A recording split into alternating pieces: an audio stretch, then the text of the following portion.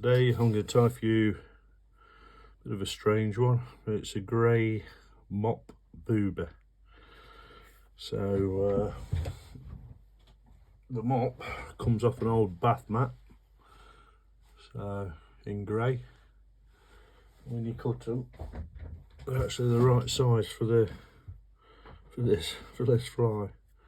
So this is a size 8 grub hook. Got some white booby eyes in, and I've got UTC in 70. Just come down to about, see where that is there? About there.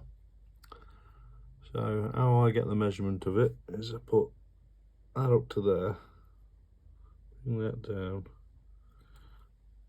and get a turn in. Yeah, it's gone a bit loose. Let's try that again. So get one in and get another one in. Just tighten this thread up a touch, then come in front of it and get 4 turns. Then go back where you went through, get a couple more turns in it, and go again, and go one more. That's it. Then come back up. Nothing on the body, so don't worry about that. Just pull that to the front. If it's a touch long, give her a trim. Just a little trim like that. That'll do. Plenty to tie in there.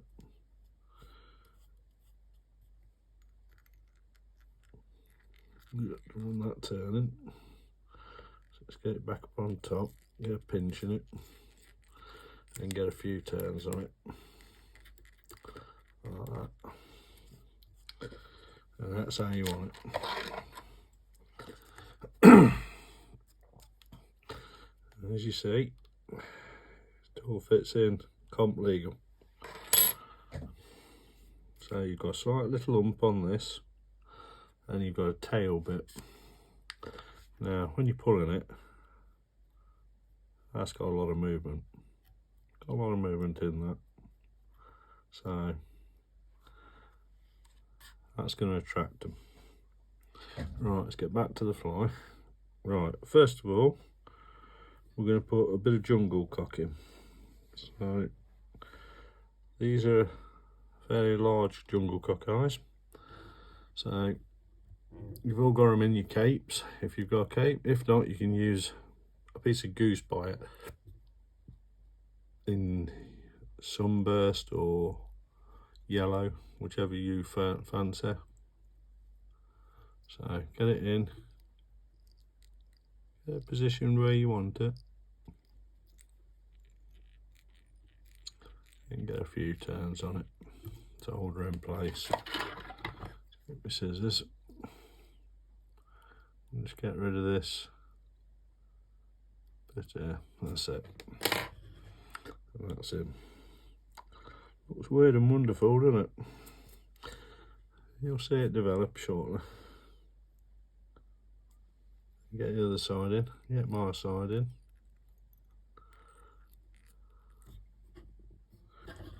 Look, make sure they're the same.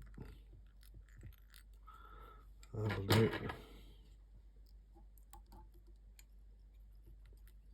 Snip that little bit off. That's lovely. Right, next, what we're going to do is form a dubbing loop.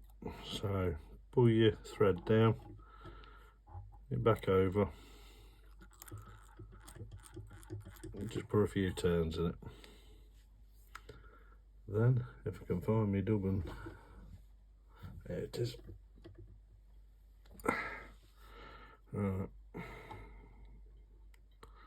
This little beauty I inherited from somebody else made it, and I inherited it, so it's ideal for spinning stuff. So what I've got is some grey shaggy dub, from chucking duck. That stuff, which is ideal for this fly. So a fair old bit of it, look. So just put it in, push it right up.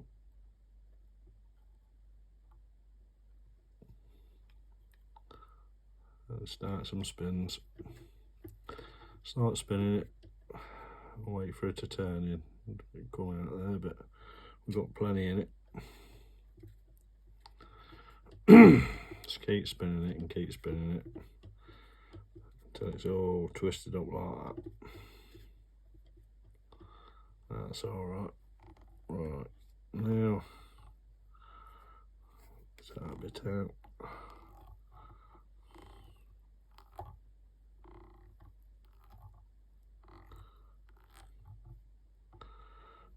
What I'm going to do is bring that up to this, quite between the eyes of the booby, look, and get a turn in, get another turn in, and pull it back. A couple of turns that way. You want one more this way, and that is lovely and locked in, going nowhere. So snip that off, leaves that. At this stage you can pull bits of dubbing out if you got a bit too much, got a touch too much in that. This side of me, that side's lovely, that's evened up now, so that looks nice. Now just wet your fingers slightly, make sure it's all going backwards. Just get a couple of turns on it. That's lovely. Yeah, happy with that. Right, next is you want a piece of black marabou. This is from Crookshill, fly tying company that do feathers. Absolutely brilliant. Absolutely brilliant. Get no black dye on your fingers, which is always a bonus. Takes you about 3 days to get it off when you get it on. Right, this is for a wing on the top.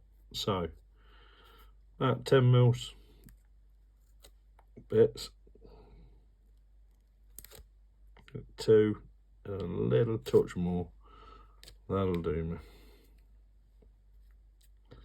Pinch it all together and just roll it in your fingers a little bit like that, and it'll just bed it all into each other.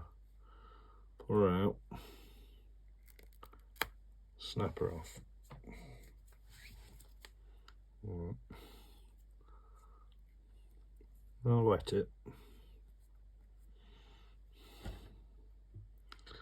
Right, just offer it up where you want it, right about there. So snip it off, then pull all the fluff out, this bit, so that when you're tightening down onto stem, not fluffy bits, because that's when they'll pull out. So make sure you get it right good clean out on that. You can actually see the stem bits now. Right, literally just behind the booby eyes. Get your thread over, just pull it slightly, then get a few turns in.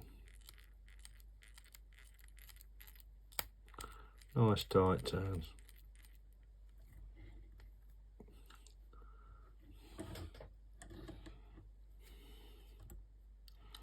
That looks nice. A couple of turns at the front. You don't need real big thick bits of dubbing, just pull them out. Just pull it out. Clean your fingers off. If you like what you see in the videos, don't forget to give us a thumbs up and subscribe for me. It's all free, and then help the channel grow. and I can keep putting flies on that catch your fish. This is an untried fly, by the way. I've not tried this one, but this I would fish either as a single fly when it's warmed up on the top, pulled across the top, or I'd fish it deep if we could tie it off. Let's try again. A bit of fluff on my finger. Yeah, out of the way.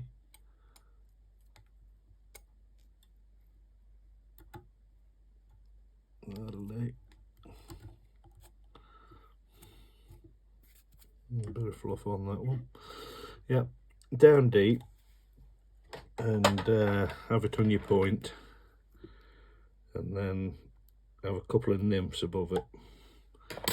It's a very, very bulky fly, so it's a nice mouthful for the trout. So this is why they like snakes and what have you, because they'll follow them and chase them, thinking that's a substantial meal, so they'll have it. So that pulled across the bottom, down by the bottom, DI7, DI8, whatever you use, with a couple of nymphs in front of it, just figure of 8'd. I think he'll catch you a couple of really nice big fish. That'll be a big fish thing, that will. Or ripped across the top, they'll chase it. And because this is mop, it's going to get water on it and it's going to sit it down.